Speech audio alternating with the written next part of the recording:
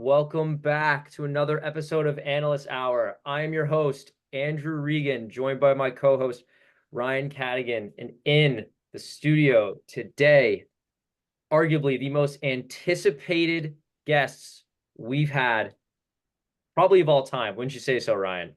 I would have to agree, Andrew. In the studio, we have Colin Kirkpatrick and Stephen Shaw. Welcome to the show again to both of you. Thank I you, think we guys. also, I think we made history today with having 4 people in the studio. This might be a first, so that's another thing worth noting. But obviously, Colin, Steven, here we are again. You two are facing off in the 2024 ASL Championship, and we're definitely going to get to that because that's going to be the flagship topic of this episode. But you both just came out of your conference finals, so let's jump into that first. Steve, I want to jump over to you. You just took down the Sizzlers. The Sizzlers were, always viewed as the best team in the league. We said it was Connor's best team he ever formulated. They were this trifecta of defense. They were this trifecta of athleticism. And you guys obviously took them down. You swept them. The only sweep in the playoffs thus far. Why don't you open the playbook for us? Please tell us what the offensive and defensive scheme was and how you executed it to sweep the Sizzlers.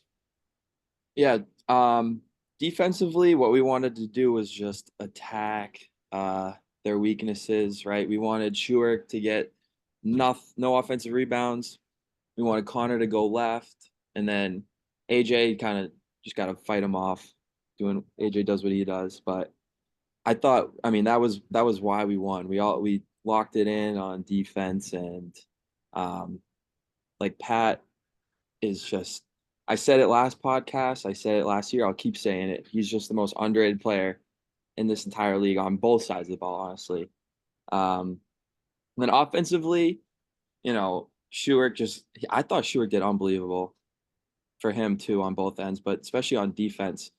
I can never get by him. I'll never be able to. But what the difference was, like, Pat hit some tough shots, I hit some tough shots, and then when our threes fall, we can build a little cushion, then we play way more confident. And so that helped us out a ton. Then game one, they went on, we were up 14-6, I think. They made it 14-13. So that I was getting nervous there. They're notorious for going on those long stretches where they score fast and score often. But, I'm very happy with our guys. I'm happy with the outcome. And yeah, that's pretty much it. Yeah. Ryan, I'm going to hand it over to you, and then Colin, you can round us off. But one thing I wanted to say was, at least from my perspective, Schuerk was the only guy who really came to play. And he obviously had the toughest defensive and toughest offensive assignment. I thought Connor was locked up by Pat. I don't know if that was the playoff nerves seeping into Connor. Obviously, Pat played great defense, and I don't think Tyler ever allowed AJ to get comfortable in the paint. I don't know why they didn't expose that size mismatch pretty much at all. So yeah, I really want to shout out Schuerk and obviously shout out you guys for getting it done. But Ryan, what were your takeaways from the Eastern Conference Finals? Yeah, a few things. Just kind of wanted to go off Steve. I don't know if we're going to get into awards or not in this episode, but I have Pat. On my ballot, I had Pat for most improved and role man of the year. Like, that's how impressive I thought he was this year. Like, it's no secret that we changed the rules this year to try to impact Steve's team, and him having that back-to-back in the first and second round allowed him to get guys like Costa, like AJ, and Tyler and CJ have been great for Steve, but there's a huge difference between those guys versus what we saw AJ bring to the Sizzlers this year, and obviously Costa got promoted to captain. So, Andrew, we can talk a lot about, is this on Connor? What does this mean for Connor? But like, what I saw from that series was more so credit to this to the Dogs. I thought, like you just said, Pat's defensive prowess on Connor was incredible. AJ, I think AJ tried to abuse that mismatch on Tyler a little bit in the beginning. I thought Steve did a good job collapsing on that defense and giving them the shots that they were comfortable with them taking. But at the end of the day, I think I had the Dogs coming out of our conference for the duo of Pat and Steve as that reason. And I'll leave it at they did everything they had to do to get it done. And I'm not surprised with the result, but man, is that a tough team for them to go up against? And I thought they did everything right. CK, what do you think? Yeah, Steve texted me like his game plan during the week, and I will say I was a little skeptical of Beraldi guarding AJ and how that would hold up. But I mean, worked perfectly on Ty was unbelievable in that series. And I think like just his hustle, his defense, and his like rebounding, honestly, was a huge difference. And then as far as the Sizzlers, they kind of went away from their entire offense they had the whole year that got them to the 1 seed. I feel like they were ran a ton of pick and rolls, and their offense was based off of that. And once they went down, they kind of panicked, and it was like I don't want to say the typical Schuerk and Fu team, but it was the team from last year when they would just kind of take bad shots, not really take their time. I think Connor, I hate to say this, but I think he was pretty bad that series, and just like the shooting, I feel like he's worked so hard to like get to the point he was this season and really elevate his game, and then kind of just like stunk and just didn't really hit his shots, which is tough for him. But yeah, I think that was a huge difference. Shout out to Pat though. He made Connor go in like uncomfortable situations. Good game plan by Steve to make him go left because you can tell he's not super comfortable with that. Overall, I would say, yeah, Dogs deserve to win. I was not really expecting a sweep, I will say. I thought it was going to be you guys in 3, Steve, but yeah, impressive win. Yeah, Yeah. I Let's say posed one this more question. Go ahead, Steve. Yeah, I definitely I agree. I thought no way we were gonna sweep that. But I think going back to Tyler and him posting up AJ, that definitely threw off their offense a ton Hmm. because they would try to force it in. Sometimes it was there, sometimes it wasn't. And then like my whole thought process was I'm gonna if that ball ever goes in there, I'm gonna immediately double and just make them pass it out right away. And so like when they tried to do that and it didn't work, then Hmm. they had to find offense elsewhere and like it was tough on them. But again, all the credit in the world to Pat and Tyler for doing an unbelievable job on defense. Steve, I got a question for you. As I mentioned, in the first part, but like you did a good job. AJ got a few lays, under the hoop when Tyler was on him, and then you did a good job of collapsing on that. Schuerk's shooting numbers were one of the lower like averages on the season of players in the league. I was as well, so no judgment there. But was part of your game plan living with him taking some of those shots and being okay with, hoping he misses and trying to get the rebound and get possession back? Yeah, yeah, definitely. I was trying to kind of play like in between where I was like close enough to contest, but like also far away, give him some space. He could shoot anytime he wanted. So like at the end of the day, it was just like a mind game thing. Like, and he credit to Matt, he played unbelievable. He probably hit 5 threes in the series Yeah. at least. And like we said in the huddles, like if that's how we lose, then that's how we lose. But we just don't want them to get rolling on the inside. So yeah. Yeah, Steve, I was really impressed with your like one-man zone defense. You have two undersized guards out there defending bigger, more athletic guards, and you did not leave them out to dry. You never turn your back on the ball, and I think by you being there to assist and even clog the paint if AJ wanted to post up or if Connor attempted to drive, really kind of stumped their momentum and it kind of left them scratching their head a bit. So I definitely want to say we noticed that because that was actually a really good point. We celebrate you a lot for your offense, but I think your defensive performance right there not only was it was huge and it was very intelligent. Um, but I do want to zoom in on Connor for a second because Connor has had a lot of bad luck being in your conference for the majority of the years. And we always said that, like, hey, if Connor doesn't get it done this year, when will he get it done? This is his best team. This is Steven's worst team. I posed the question, does this loss reflect more on Connor or does it reflect more on Steven? And I was pondering it and I said, oh, it says more about Connor. This was his year. He has more depth. He has more skill. It's very easy to kind of stretch Steven too thin with his roster. But the more I think about it, if Connor was in the other conference, the Western Conference, and let's say he went to the championship and lost to Steven in the championship, Steven's on a four-peat, like I wouldn't consider that a failure. So I don't want to penalize him for being in Steven's conference and losing in the conference finals. You know, he put up a 5-2 regular season record. They were incredibly dominant, and then they just lost when they went up against the guy who's trying to go for a four-peat. Like, is that really a failure? Is that really a shortcoming? That's my train of thought. I want to throw it out there. Steven, Colin, or Ryan, like, does this series and this outcome reflect more on Steven or reflect more on Connor?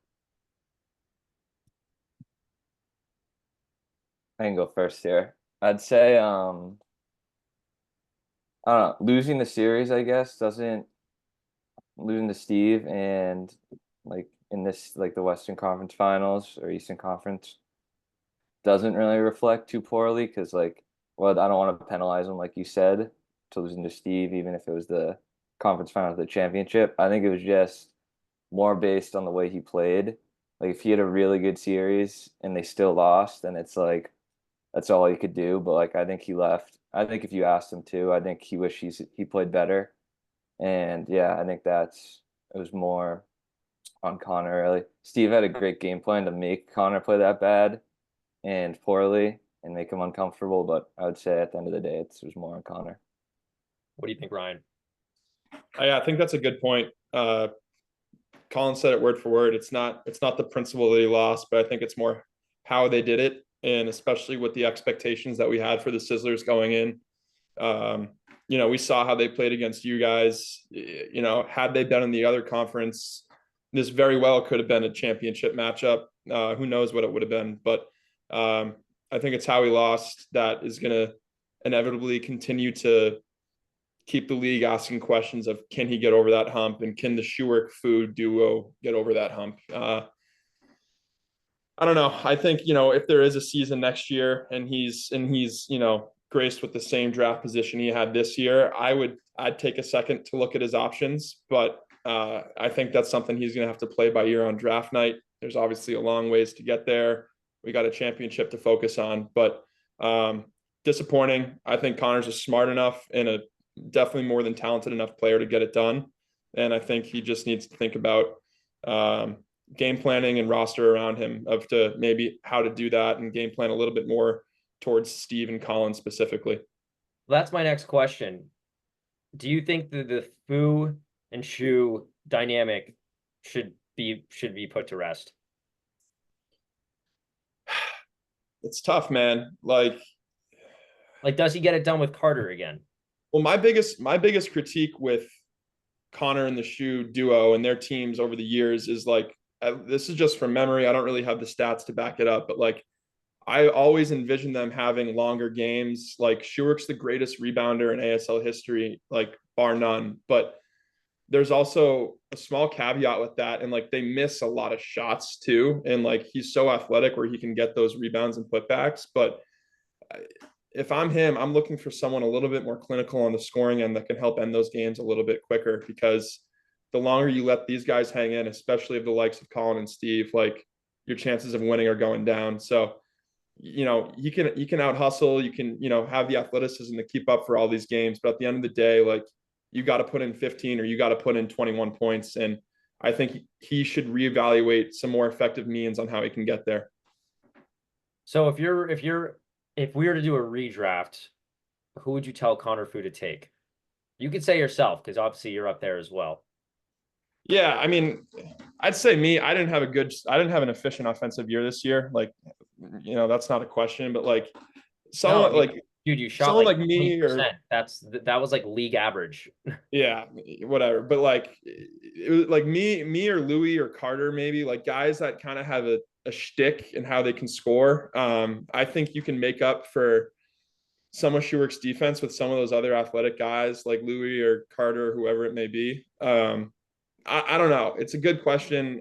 I'm not saying he should jump ship on Schuerk, but like I said, it's going to have to be a play by ear on the draft room kind of night and go from there. But, you know, especially if you can pick up someone like AJ who can kind of approximate that defense that Schuerk will give you, if you can focus a little bit more on the offensive end in that first round, I think that scoring, and like you're seeing it with the duos with Tyler and Colin, Pat, Steve, etc.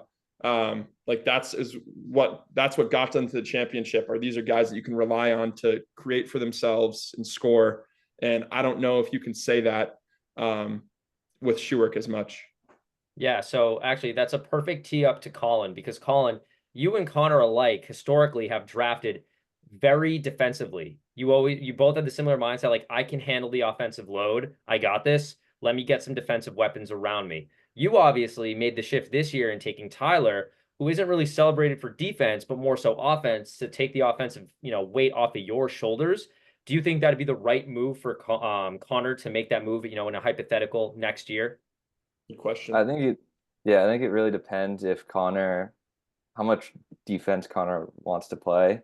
Like if he grabbed the team of Carter and Gergis and just like replace kind of Resendez this year, like that team would be like borderline unstoppable on offense, because if you double Carter, Gergis or Connor is going to be open for three.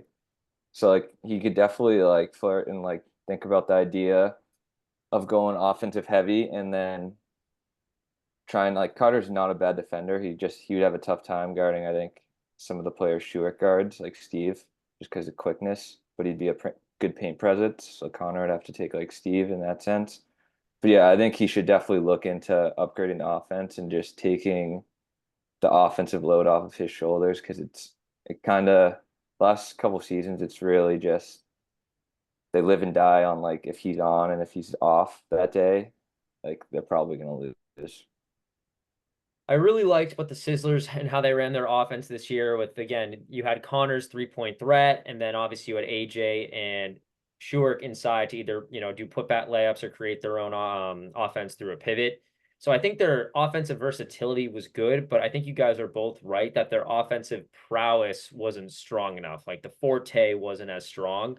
So if they were to implement like a Carter, or if they were to implement like a Louis, I think it would definitely help Connor offensively, where he can kind of relax a little bit and not have to put up 16 points to win a game. However, you're right, Colin. Like he would have to be very comfortable stepping up defensively, and he's a former depoy, so he should be okay with that. So yeah, I think that was a great discussion. It's tough because I am a very like I kind of look at Fu and Shu as like the Jays. Like I think if you give them enough time, they're gonna figure it out. I think is this their second or third year playing? Whatever it is. Second. Second. Yeah. So I don't know. They could have picked up Gergis instead of AJ.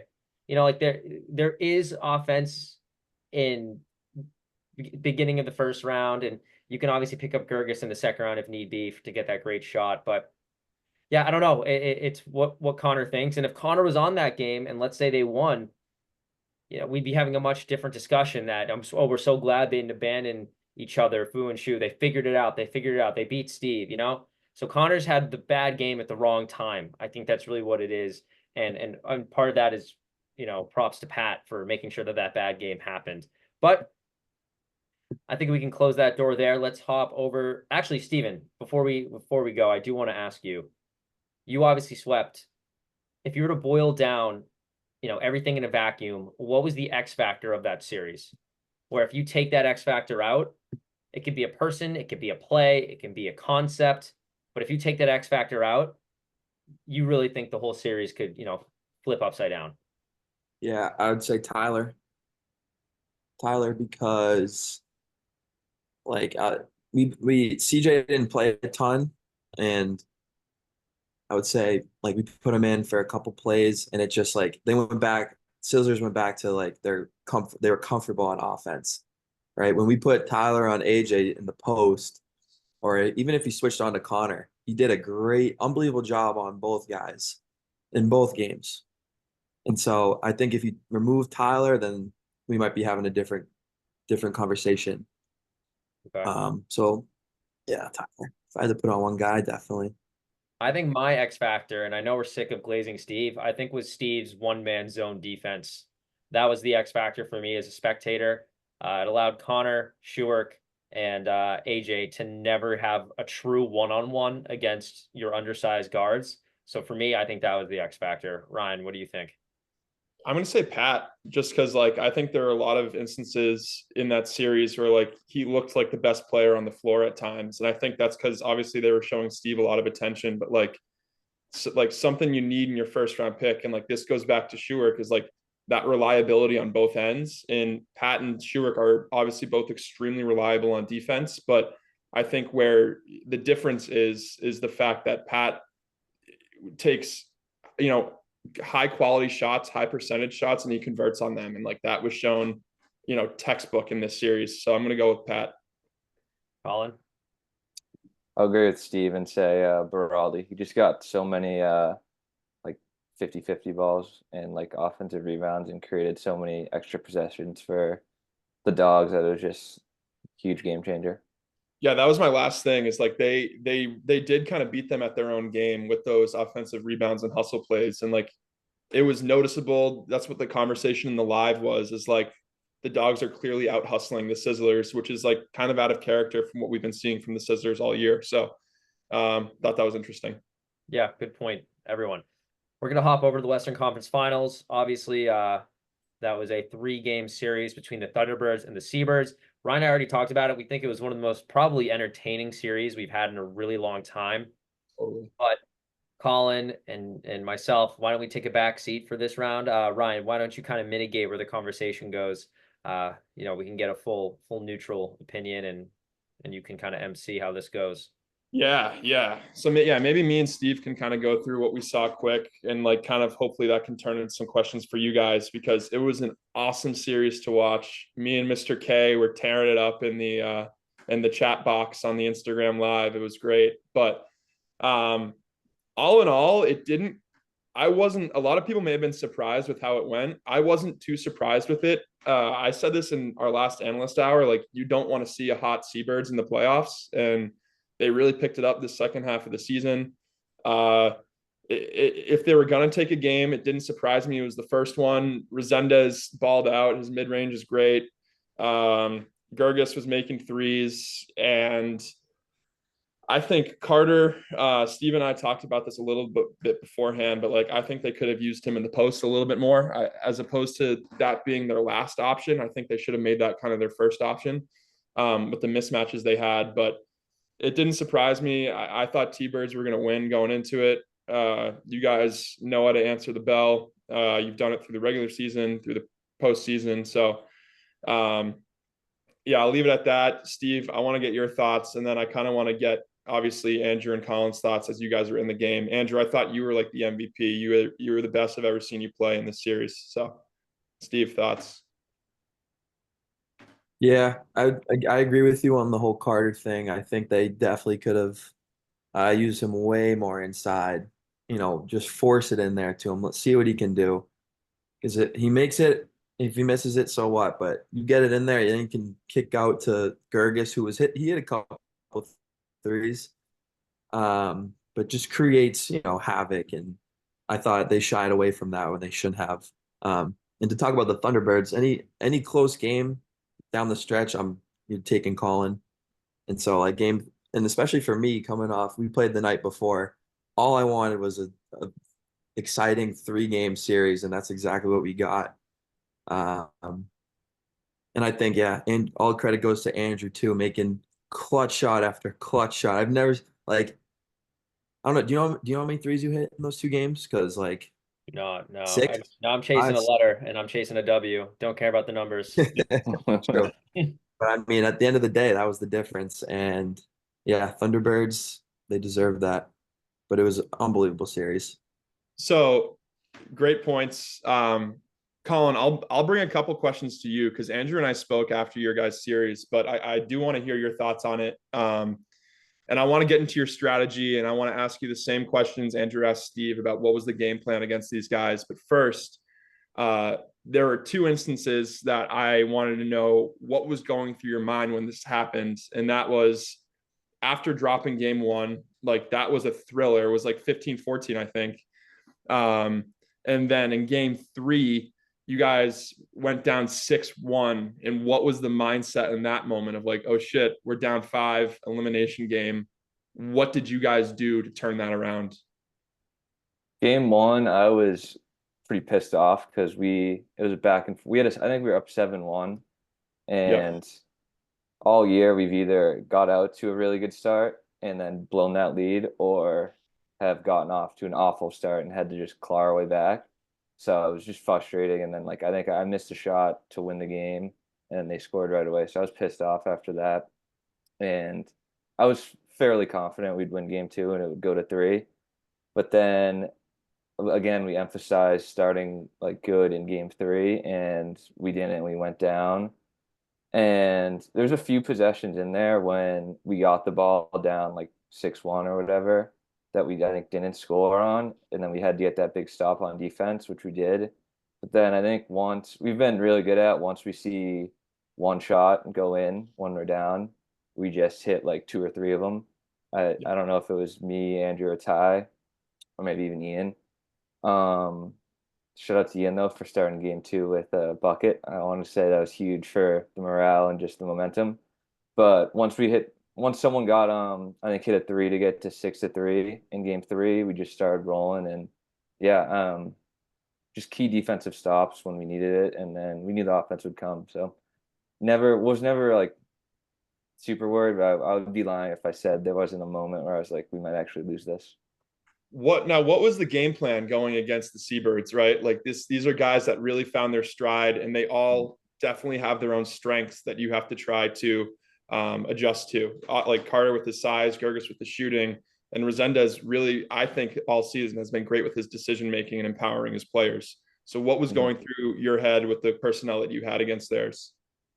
We knew Carter, like you guys said, Carter was going to be a problem for us to guard. I mean, we just wanted to take away him as much as possible, and I think we are pretty successful relatively for that. I mean, he's improved so much and just like finally actually using his height. So stopping him when we can, doubling when we can there, and then the game plan was really to me and Ty to have Carter like duty, and I would sag off Nick, and we kind of treated him like no insult to him, but like Rondo, in the sense that we would live with him shooting threes. We wanted Andrew to take away Gergis because when Gergis hits threes, their whole team gets going because he'll let everyone know he made a three. Right.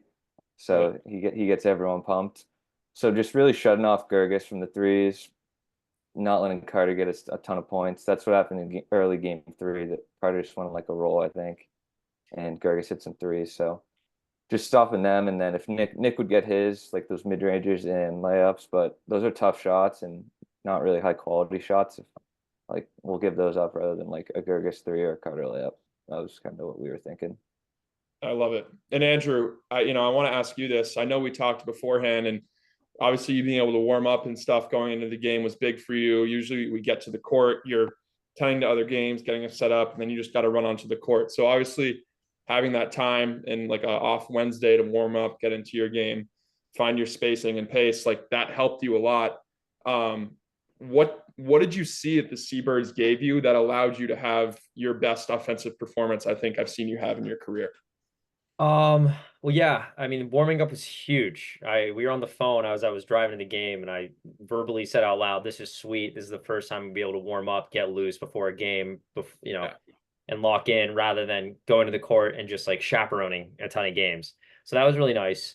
And we'll see if that actually works out because we'll get early for the championship, and I'll be able to warm up then, and we'll really see if the stars aligned or if the warming up was the key.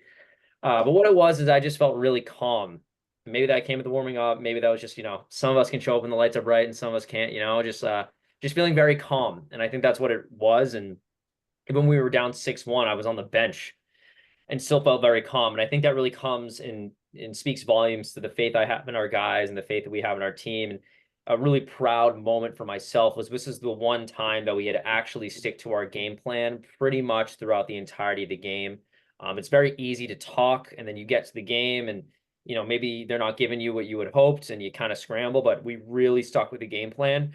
It felt really nice to be part of the system and just feel really comfortable. And I think that's what it really boiled down to.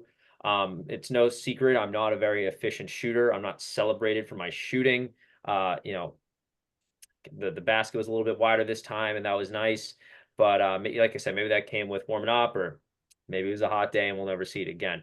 So we'll have to stay tuned. But again, it just boils down to, I love the guys I play with. I love the system that we built, and I was excited to execute. And that's really what it came down to.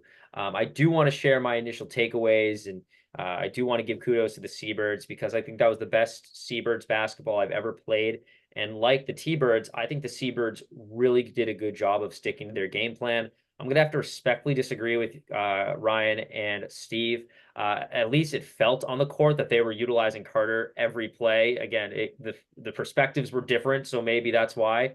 I felt like the ball was in my back. I was guarding Gergis on the perimeter. Felt like the ball was behind me 90% of the time, and Carter just doing what he does best. And I think that's why they built a lot of runs. But obviously, our perspectives were different, so it felt different when it happens to you versus when you're watching it, and it's frustrating because there's nothing you can do. I know Carter got a lot of good scoring on me.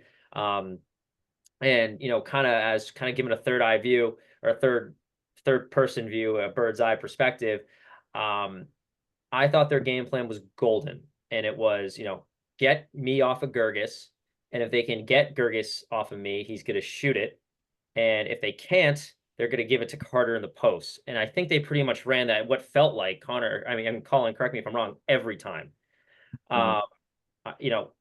Gergis didn't score a single ISO point on me, but he didn't have to, because either he was able to slip around a screen and put up a three, or I was in his face and he was able to get a great pass to Carter down below. I could be wrong. I think Gergis had a lot of good passes. I think he only had one turnover off, like that was his fault, off of a pass, all series. Really impressed by Nick Resendez's defense on Colin. I don't think any of us saw that coming. He was aggressive. He was attentive. He was very engaged. I think Colin only had one step on him the entire game, and by luck, he dropped the pass. So it was a really great job of Nick Resendez. He found his bag in the mid-range, which is so hard. And I was saying this to Ryan on the phone after our series, was that in this league, you either guard the three or you guard the drive. No one cares about the mid-range. So, if Nick Resendez is driving on me and I see him step over the 3-point line, I'm already committing to, go for the block in the paint. But all of a sudden he stops in the mid-range. Like, you're kind of clocked out. That wasn't in your cards. And he got really comfortable in kind of this no man's land mid-range, and he made us pay for it. And definitely hats off to him. Another thing I wanted to say was Ian had a really good and really productive minutes. Colin was incredible hitting these clutch shots. Colin, I think that one shot that you just referred to where you missed for the game winner was the one shot in your entire career when everyone thought you were going to hit it and it didn't fall. Because again, we give you so many flowers that, like, you're one of the few guys who hits the shots you should hit. So, that was crazy. But it was such a fun series, literally blood, sweat, and tears. But yeah, those were my initial takeaways. And obviously Ty had some crazy and ones. I thought he was going to come down with a broken arm, but instead he came down with a point. So I thought everyone filled their cup. It was great. Yeah, I wanted to give a shout out to Tyler because he had some tough finishes at the rim too. So shout out to Tyler. Sure. And if you guys have any other thoughts, but it set us up. I said this to Andrew, for what a lot of people thought was inevitably one of the greatest matchups we've seen in this league, finals, Colin versus Steve. You guys have any closing thoughts before we get into the championship matchup? Well, I do want to ask, we'll go around the table again. X factor, you take this person, this play, this concept out. We're having a different conversation today. Rye, why don't you start? What was the X factor? It was you, Andrew. You made a lot of shots you typically don't make. If you weren't making those, the series could have been a lot closer. Kudos to you for finding the confidence and finding the spacing to get to those spots and find your rhythm. I thought it was huge for your guys in the series. Colin? I 100% agree.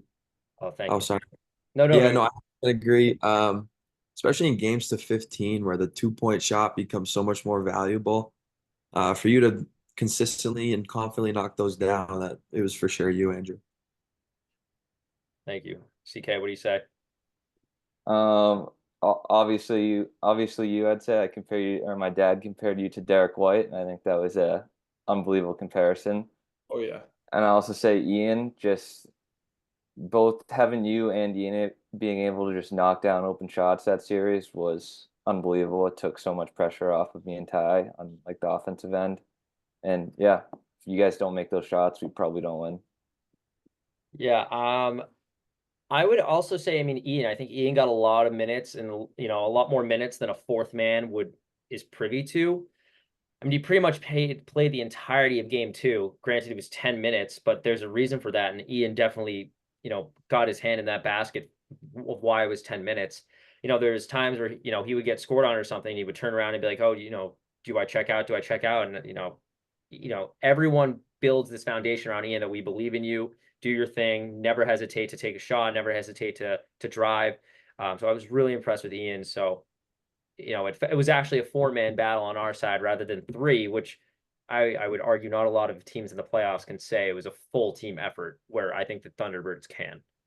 Yeah, before he went on talked about, but shout out the cable guy, Nick Germano. He didn't play much, but he gave good minutes. It was tough for him with this matchup. I thought they needed Gergis's shooting and spacing. But he played as well as he could in his minutes. And, you know, I think the Seabirds are good. If they were to come back next year, who knows? If they were to play healthy full season, they could be a lot better maybe than how they were perceived this year. Yeah, I think Germano was like criminally underutilized.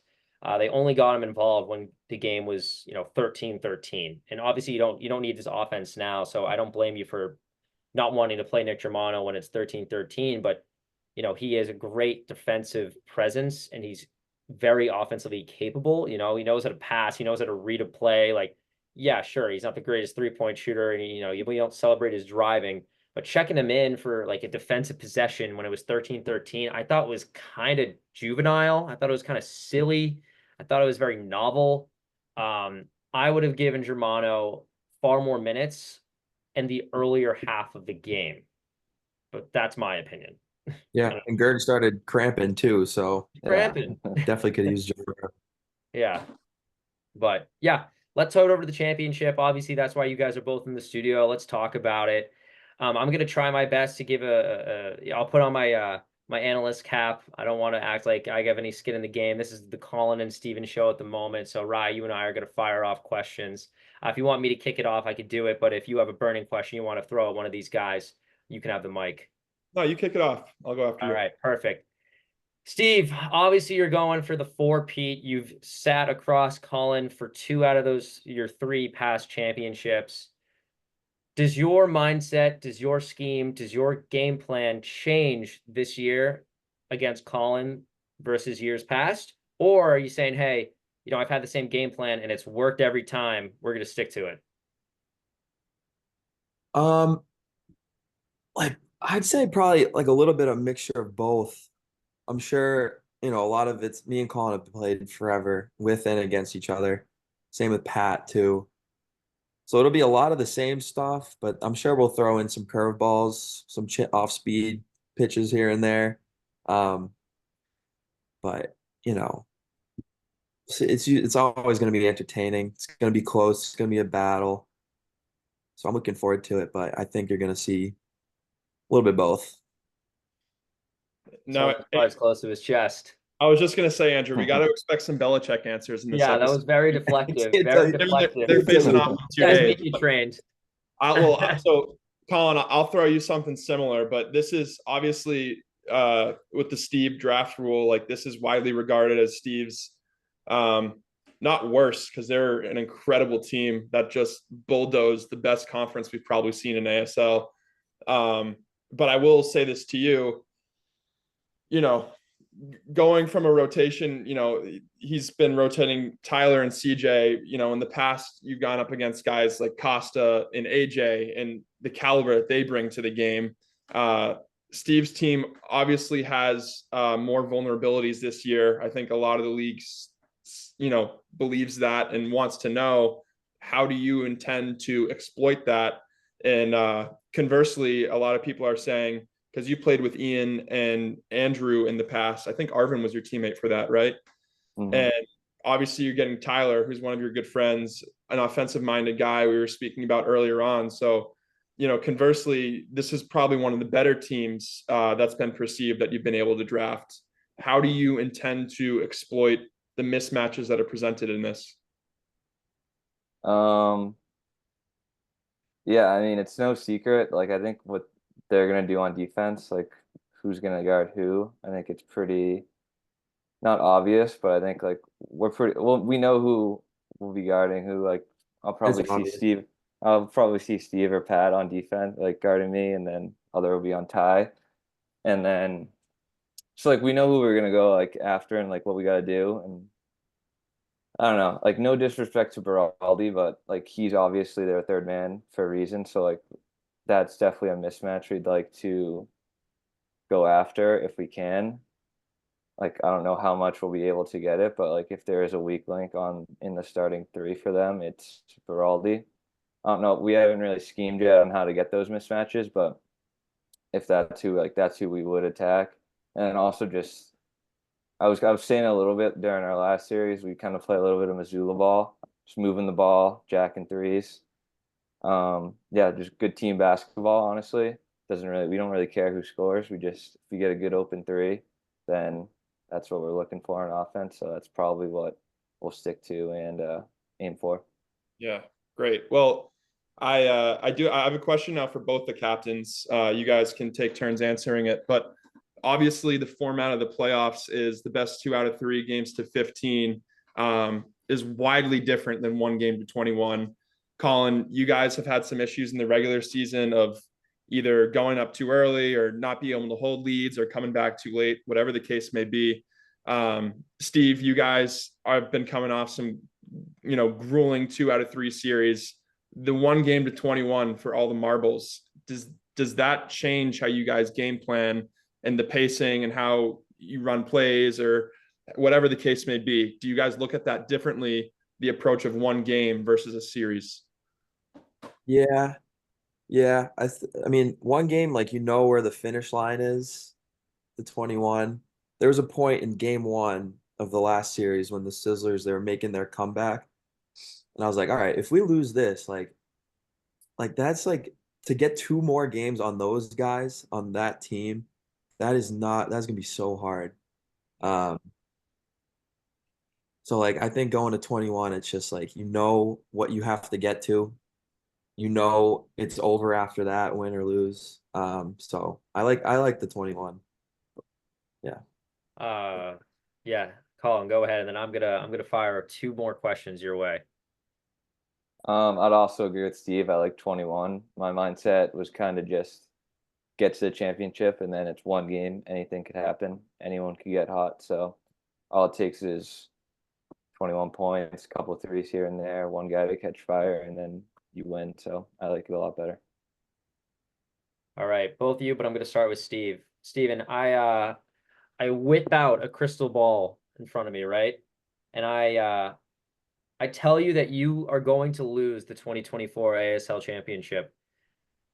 I want you to tell me if you were to lose, what you think the reason would be for. Um, Shots didn't fall. I think that's been the story for us all season. I think you look back to the Legion game where I think I shot like 4 for 27. In the games we lost, like that was the difference, like team wide. I think the other dogs will say the same thing. We're at our best when the shots are falling, when the threes are going. So I think that and like just like defensive lapses, not communicating. We try to like over communicate so far in the playoffs. So I think, you guys are you're scrappy. You guys are what you're doing out there. So I'd say if shots don't fall and if we get lazy, those are the 2 things that will kill us in the end. All right, Colin, what about you? If you lose the 2024 ASL championship, why? I'll do like a little news headline. It'll be like Batman and Robin, and then it'll be Steve and Pat, and then it'll be like Steve and Pat combined for 20 out of 21 points to beat us. So, I mean, if those two are both on fire and get going, then we've seen what happens to my team in the championship. So hopefully just slowing those guys down. Another question I have is you two have already met up in the regular season. I believe the final result was 21-17. And I want to ask you, Colin, first, what are you doing differently in this rematch against Steven? And what did you learn from that first matchup this year that you're going to try to implement in time for the championship? I was really pleased with how we played that game. That was, I think, doubleheader weekend, the first one. It was back and forth game. I think we had a really good chance of winning that game. Definitely just going back, and I mean, so much of the game is hustling and 50-50 balls. So I think they out hustle us that day. So just honestly, that's one thing we gotta key in on to do. And then I think the box score or the numbers, I think me and Ty did majority of the scoring. So I think we need 100%. I to don't think Ian and I put up more combined than like 4 points. I think we need to incorporate you and Ian a little more into the offense and get you guys going, just so you guys can get comfortable. And doing that would make us just way more dangerous on offense. Steve, what did you learn from that game, and what are you going to keep doing, or or change? Yeah, I think, thinking back to the last time me personally, I was awful on defense. I let Tyler score. I just gave him way too many open looks, and he made us pay. So I think, especially this game, I can't help off as much in other areas because you and Tyler can both consistently knock down threes. So I think that's gonna have to change our approach a little bit. But I definitely have to do a better job. I think it's not a secret. Pat will be on Colin and I'll be on Tyler. I think we all know that. And then it just comes down to defensive execution, and I just got to put a hand up on his shots. Respectable. Ryan, what do you have any more questions for him? Yeah, can I throw a quick question your way, Andrew? Please, yeah. In my opinion, Pat is leading in Roll Man of the Year voting. If I had to make the decision, this is arguably going to be one of your biggest, I mean, especially on this stage, your biggest defensive assignment of your career. How do you plan to slow down someone who's been so hot this playoff run? Really good question. And this isn't a slight at Gergis, unlike Gergis, Pat can score on me, one-on-one, pure ISO, no screen needed. So it's just going to be containing, getting a hand in the face. This is street ball. Obviously, you don't want to hurt the guy, but if you got to get a little foul in there, and if he calls it, so be it. I think that's everyone's mentality. So obviously, you don't want to hurt the guy. Don't want to make it blatant. But if I have to stand a little bit closer than you would be if you're in a regulation game, that's what you got to do. He's obviously faster than me, so it's got to get that extra step. Make sure I'm reading correctly what he's throwing my way. And I think I'm going to need a lot of help with my teammates when they implement screens. Pat pretty much took advantage of any single open space he got off of screens last time we met the Dogs, especially behind the arc. So he's gotten really comfortable with his like side running hop three. So we got to limit that. And I think that's going to be pinching off of the screens and making sure that we give them zero space. So, one-on-one ball, it's going to be, hey, I'm going to be able to read what you're giving me. I'm going to make sure that you get nothing easy. And if it takes a little bit extra collision, let's do it. And when it comes to getting, we open up the floor and other guys are involved, I'm going to need communication from my teammates. Where's the screen coming from? And then we're going to have to implement a plan. Are we going to switch, or are you going to want me to fight through stuff like that? Pat is wildly underrated, and his offensive skills are, obviously underrated among that. So we know he can shoot threes. We know what he's capable of. The Thunderbirds obviously don't underrate him at all. So that's a long way of answering your question, Ryan. No, I think it's great. It honestly, like, as great as these guys are, like, that's one of the matchups I'm most excited to watch, especially just of how hot both of you have been in this run. I have two more questions, one kind of serious and one kind of a fun one for the captains, if I can rattle them off quick. Please. Steve and Colin. Steve, I'll go with you first. How do you guys plan to use your fourth men in this championship matchup? Well, I'm out with my CJ's not coming, man. making news. Oh, CJ's not there? He's going to be in Italy. He's got a trip planned, so I'm down CJ, which we definitely could have used. Like, CJ played great, I thought, first time he played, just with his size and his rebounding. So that'll definitely hurt us. So I guess I could try to answer that question with Tyler, from Tyler's perspective. Yeah. I would say, I mean, everything Tyler's done all year has been perfection. He's the ultimate team first guy.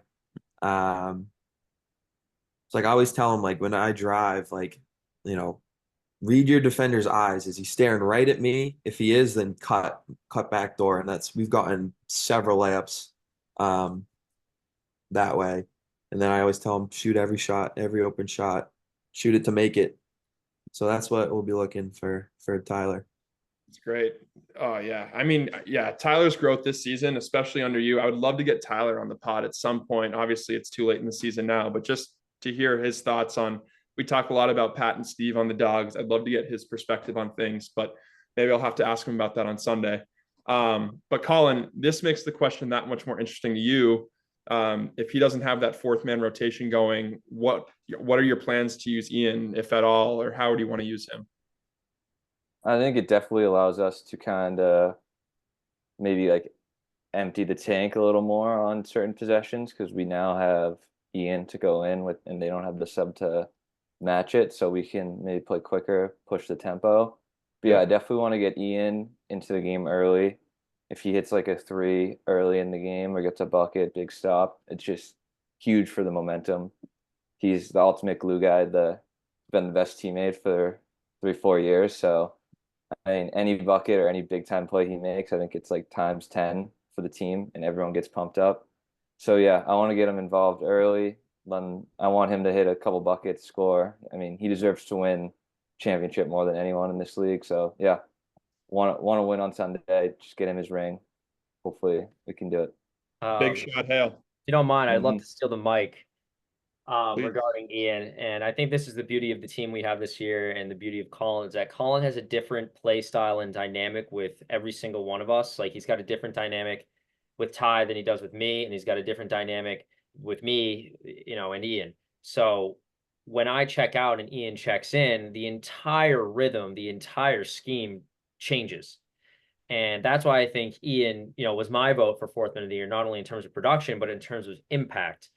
And just when teams get comfortable with myself and Tyler playing the wing for Colin, and we throw Ian in the mix, it really switches up the rhythm. And I think teams kind of forget that because you look at Ian, and obviously Ian is, in the fourth man running, the most improved running every now and then, but he's obviously not regarded as this massive threat. And just having him out there really changes the rhythm because of his different dynamic he has with our captain. And hence why I think he has so much value, more value than I think the league gives him. I totally agree. And we talk about right, like we compare it to the Jays and then Schuerk and Connor of like you got to keep them together because they're going to figure it out. And it's not as talked about between a third rounder and his captain, but like in a way you got to keep that together because you guys have found so much good over the years. And I think it's really that's why I think he's going to win fourth man of the year is like you guys are at your peak right now of production that you're getting from one another. And that's something else I'm really excited to see going into Sunday. I had one more question. I guess for all three of you, as you're all going to be playing. But do any of you guys have any pregame rituals going into going over to the court? I can go first here. Yeah, I just chaperone. But now that I can warm up, Colin taught us a great drill that Colin, we have to do that drill again. Of Get you course. loose. Make sure you feel comfortable with the shooter's fatigue, which is going to be inevitable this game. And would love to stretch out the hammies a bit more this time. So that's my ritual. And listen, I try to listen to some hype music when I head over. Love it. Yeah, go off of that. I actually like to listen to more pop music, kind of like I was listening to Unwritten before the game last week in the series, so that got me kind of in a good mood, just staying loose, throwing the football around. We implemented that last weekend too, so or on Wednesday, I guess. Throwing the football around, just staying loose, not getting too nervous.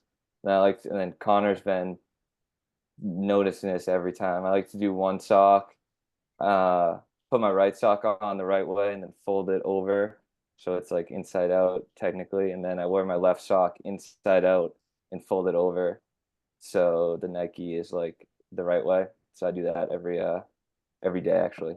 That's like a perfect pregame ritual answer. It's like down to the song and then the action. That's great. I love it. Steve? Yeah, I wish I had an answer. I don't really do anything. This time I'll probably Of course you don't. stretch way more. That's the goal, is to feel more loose. Because the last two series, like, I don't get nervous, like, because it's all fun. But like, I had butterflies, and like, there are certain points of the game, like, you just black out. Like, I don't even. Connor was telling me last game, like I scored somehow, like it was against their defensive game plan. But I was like, I don't even remember that. Like, I don't even remember whatever what you're talking about. So I don't know. Maybe I'll do something to like calm myself. Maybe I'll meditate, stretch. I don't know. Love it. Love We'll it. see. All right, boys. I think that covered everything we needed to cover. Thank you so much for hopping in. This was a blast. This was great. This was productive. But before we sign off, Ryan, I'm going to ask you a question. What's up? Who you got? And final score. Oh man, I was hoping we wouldn't ask this. You're betting your life savings on this game. I don't know, man. Who are you I don't want taking, to. and then what's the final score? Well, I'll preface this. I don't want to throw any bad mojo on either team here. So that's why, like, there's a little caveat to whatever I'm going to say here. But I don't know, man. I'd say I can't bet against Steve, but for all the reasons I just laid out, that this is Steve's theoretically worst team versus Colin's best, and just the momentum I think that the T-Birds are finding right now. This is crazy for me to say, and I'm going to regret saying this, but I'm going to take T-Birds 21-19. Wow. Did not see that coming. I'm sorry, Steve. I think you're going to have 18 of those 19, but I don't know. I like the T-Birds, especially with their fourth man versus you guys only having three. Yeah, All right, I respect guys. it. You're an analyst. Appreciate it, brother. And a This was sharp. great episode. All right, guys. Thank you so much for hopping on. Any closing remarks before we sign off? Best of Yeah. luck. Yeah, good luck to you guys. You know, dogs, all respect from the dogs. I just hope for a good game. You as well, Steve. Good luck. I'm sure we'll be texting, and yeah, see you Sunday. Yeah, this is going to be a blast. This is going to be really fun. Steve, obviously I root for you all the time, but when I'm standing across with the squad, I hope you enjoyed the dynasty, because we're laying it to rest. There it is. We love it. This is why we play. All right, guys. We will talk to you later. Thanks for tuning in.